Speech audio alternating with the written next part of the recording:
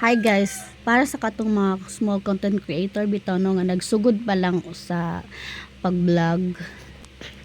Kung ganahan ka nga makabalo kung unsay mga angay nimong likayan para ma-invite ka ni Meta, keep on watching. Kung dili pud ka gusto or naa kay knowledge or kabalo na ka kung unsay angay buhaton, dili na ka gusto makakita ani, swipe out na lang. Okay? So, unsa ang angay natong likayan? Number 1 guys, daghan pa kay kog mga nakita nga mga parihan ako nga nagsugod pa lang sa kuan sa pag vlog. Actually, wala jud ko nagsugod pa kay way back wala pa COVID, nag-vlog na ko guys, nag-YouTube na ko. Pero di lang jud ko consistent. And then naghimo kog page there sa Facebook, 2020 na akong page. Wala gyapon ka na monetize guys kay di lagi ko consistent, pero ganahan ko mag video ang ako lang kay tapulan kaayo ko nya usay mapuno na ako cellphone, so mahutdan ko og time. So mao to karon guys na pwede naman ang pwede naman ang personal Facebook account. So ako siyang gi-open ako siyang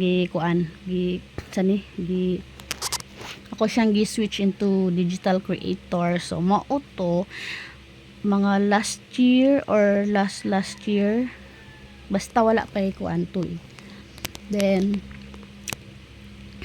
kanang dili ra gyapon kay ko consistent, so wala ako ma-upload, wala ako topic, wala ako content.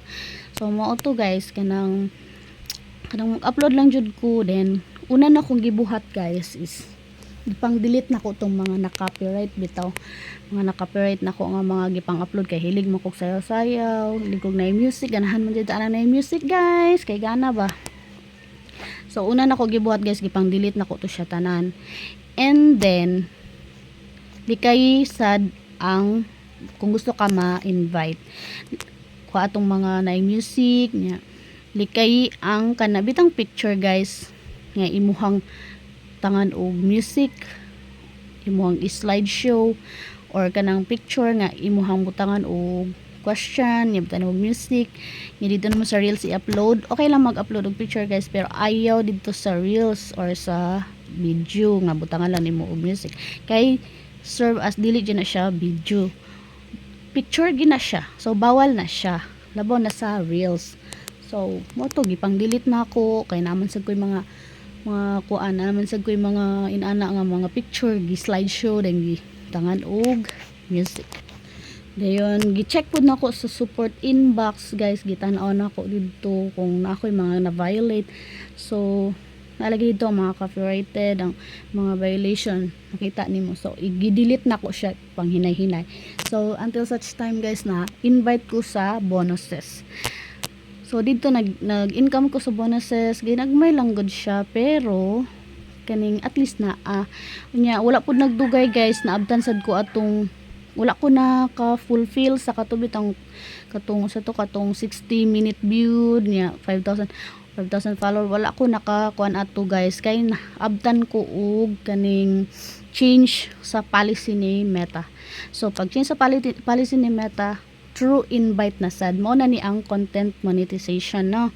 So na-invite ko guys, wala damhan na invite ko pagka December. Mauro to akong gibuhat guys, nang delete lang jud ko sa tanan mga kuan, sa tanang mga na-violate na ko, sa tanan mga picture anang gibtan ako music, tan ako kanang mga sulat-sulat, ipang delete lang jud ako siya tanan. Wala lang ko nagsayang-sayang sa mga video, basta gi-delete na lang jud nako. So maura to guys, hinaot makatabang pod. So daghan naman sa nag dinhi nag-explain or nag-advise nga na ipang delete lagi. So gibuhat lang sad nako guys. So mao to siya ang hinungdan, siguro na siya dakong impact kay nangawala naman ang mga kuan niya, mga violation. So karon guys, upload ra gyapon kog na music, pero